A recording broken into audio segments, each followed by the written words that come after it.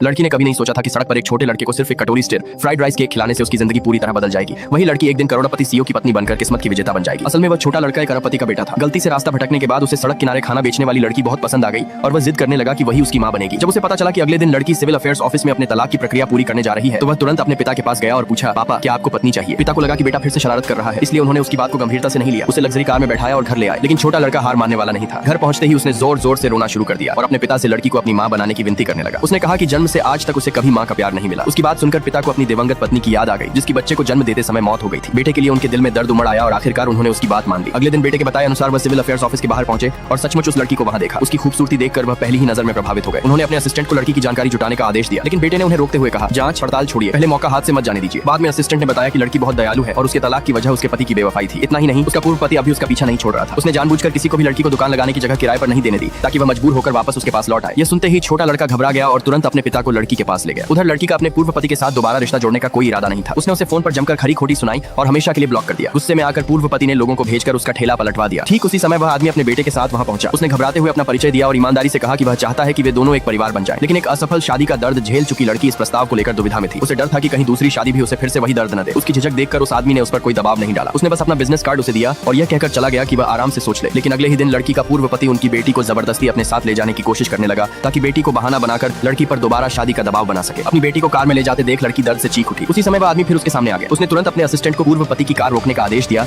और लड़की की बेटी को सुरक्षित वापस दिला दिया। पूर्व पति ने गुस्से में उसे चेतावनी दी कि वह उनके बीच दखल न दे, लेकिन उस आदमी ने शांत स्वर में जवाब दिया, मैं उसका दूसरा पति हूँ।